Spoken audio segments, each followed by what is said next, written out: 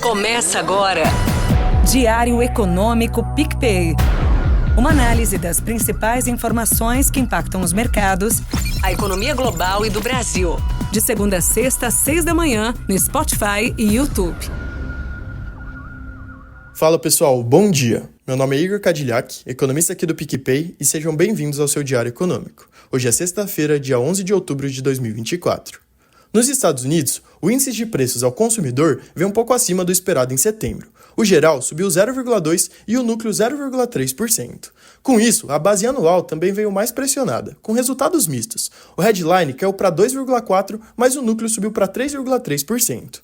Qualitativamente, os indicadores ajustados mostraram aceleração nos preços subjacentes, que excluem elementos voláteis. Por outro lado, aluguéis, que têm um grande peso, desacelerou de 0,5% para 0,2%. Ele ainda segue acima dos níveis pré-Covid, mas é bom ver um alívio de uma abertura que preocupa. Além disso, embora a inflação ainda esteja acima da meta do Fed, as projeções iniciais para o PCI mostraram que a principal métrica deve estar mais alinhada aos 2% em setembro. A desaceleração continua, mas ainda exige cautela.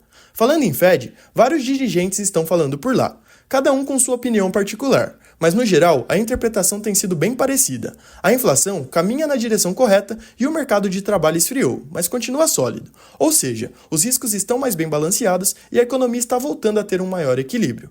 O aumento inesperado nos pedidos de auxílio-desemprego por maior nível em mais de um ano acabou ficando em segundo plano. A interpretação foi de um movimento temporário devido às demissões em fábricas e o impacto do furacão Helene em alguns estados. Enfim, agora o foco entre eles parece ser o risco de repique inflacionário. E com razão, conflitos geopolíticos, furacões, atividade resiliente, motivos eles têm. E aí, com tudo isso, as chances de uma manutenção em novembro têm ganhado cada vez mais espaço. Ontem, o presidente do Fed de Atlanta, Rafael Bostic, disse que, dependendo dos dados, está disposto a não alterar os juros nas próximas reuniões. No plural, ainda tem muito chão até lá, mas semana passada isso era praticamente considerado sinônimo de loucura. Juntando tudo, nos mercados, os treasuries apresentaram um desempenho misto, com quedas significativas nos prazos mais curtos, mas perdendo tração ao longo da curva. Já as bolsas até chegaram a ensaiar novos recordes, mas acabaram fechando o dia no vermelho, praticamente de lado.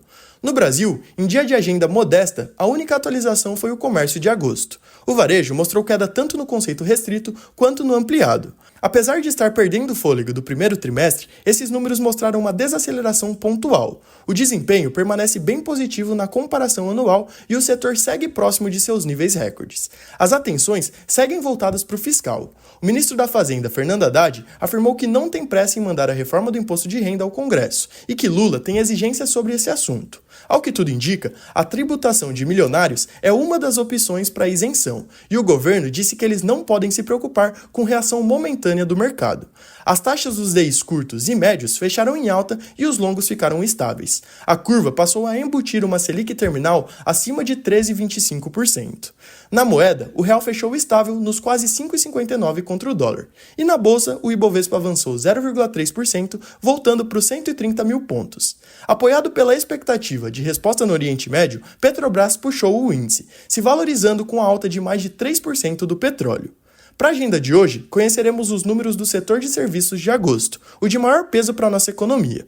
Projetamos uma alta de 0,2%, com destaque para os serviços prestados às famílias, e isso logo depois de subir 1,2% no mês passado.